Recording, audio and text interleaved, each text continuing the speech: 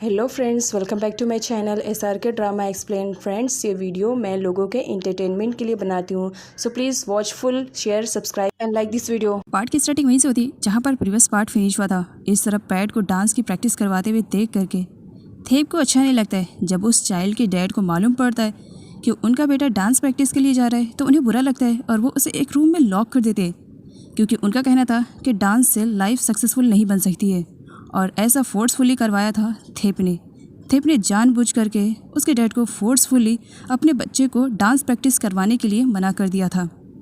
आगे पैट इंतज़ार कर रहा था उस किड के आने का। काफ़ी टाइम हो चुका था, तो इसी वजह से पोलिया का कहना था चलो हम उसके घर जाते हैं। इधर वो किड जैसे तैसे करके विंडो के थ्रू घर से बाहर निकल जाता है। सामने पैट को देख करके उसके फेस पे स्माइल आ जाती है।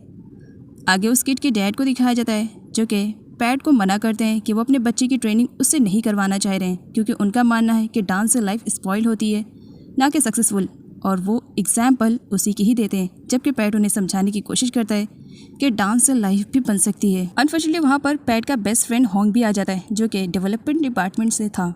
वो भी उसके डैड को समझाने की कोशिश करता है।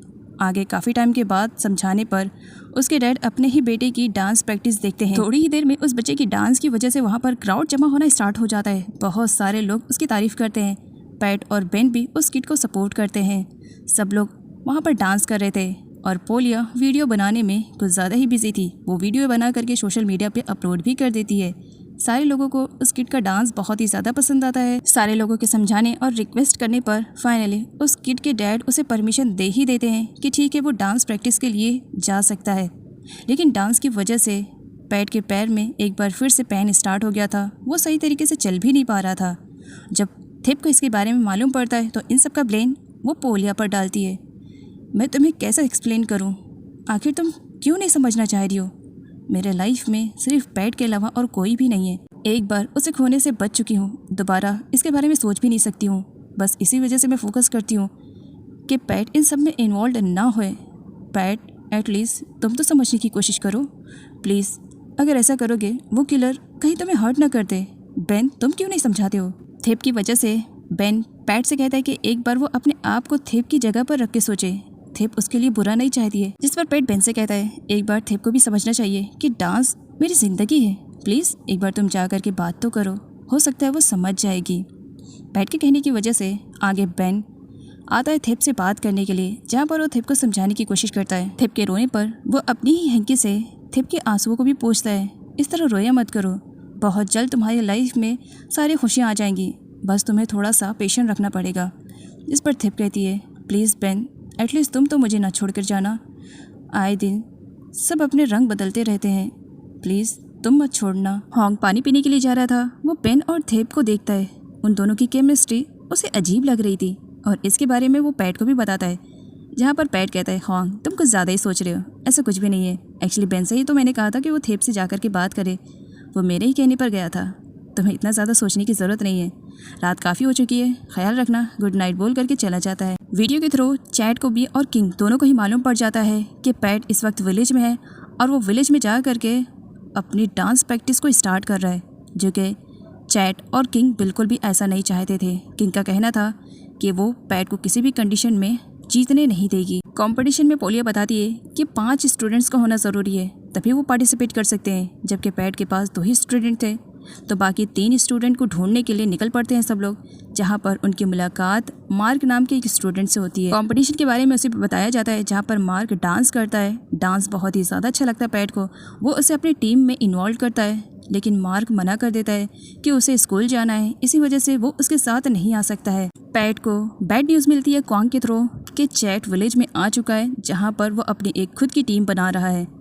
आगे जब पैट देखता है तो उसमें मार्क भी इन्वॉल्व था। मार्क जबकि पैट को मना कर रहा था और यहाँ चैट के साथ उसने हाथ मिला दिया था। पैट किंग को भी देखता है, जो कि चैट के साथ थी। जबकि किंग पहले पैट की टीम में थी, अब उसने टीम को चेंज कर लिया था। पैट को बुरा लगता है। किंग जाने से पहले पैट को टीज करते हुए जाती है कि वो इसमें हार जाएगा, तो इसी वजह से उसे छोड़ देना चाहिए। और इन सब के बारे में सोच करके पैट पूरी रात परेशान होता है। तभी पियानो की एक वॉइस सुनाई देती है। उसे फॉलो करते हुए जब पैट जाता है तब उसे मालूम पड़ता है कि पोलिया को पियानो प्ले करना बहुत ही अच्छी तरीके से आता है। मार्क को सच्चाई के बारे में जब पता चलता है तो उसे धक्का तो लगता है, क्योंकि सामने चैट और किंग दोनों बातें कर रहे थे कि वो मार्क का यूज़ सिर्फ कंपटीशन को जीतने के लिए कर रहे हैं। कंपटीशन जीतने के बाद वो उसे अपनी टीम से निकाल देंगे। इसके अलावा चैट मार्क को लूज़र भी बोलता है। अगले सीन में मार्क को दिखाया जाता है जो कि पोलिया के पास पहुंचा हुआ था और उसे रिक्वेस्ट करता है कि प्लीज़ वो लोग उसे अपनी टीम में ले ले। तो वहीं थेप मार्क को भगाने में कोई कसर नहीं छोड़ती है। वो उसे डराती धमकाती है कि वो इसमें पार्टिसिपेट ना करे और ना ही पैट से डांस परफॉर्मेंस सीखे। थेप के ऐसा करने पर पोलिया उसे रोकने की कोशिश करती है तो थेप आउट ऑफ कंट्रोल हो जाती है, अपने आप को ही हर्ट करती है और इन सब का इल्ज़ाम पोलिया पर लगाती है और रोना स्टार्ट करती है।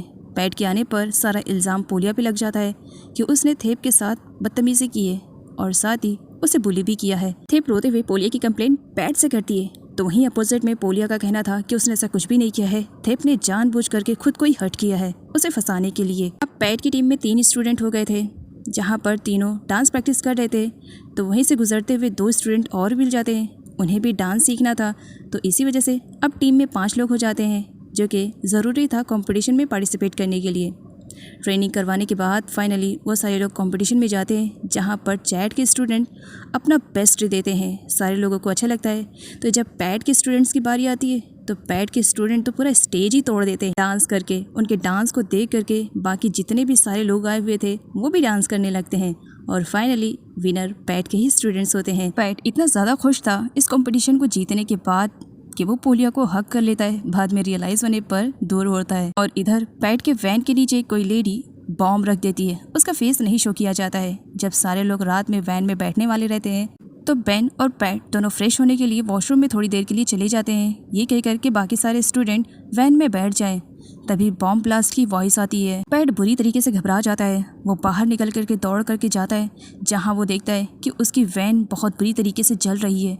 पैट रोने लगता है। उसे लगता है कि पूरे स्टूडेंट्स, पोलिया, इवन क्वांग भी सब उस आग में जल गए हैं। वो रोने लगता है कि एक बार फिर से उसकी लाइफ पूरी तरीके से डिस्ट्रॉय हो गई है।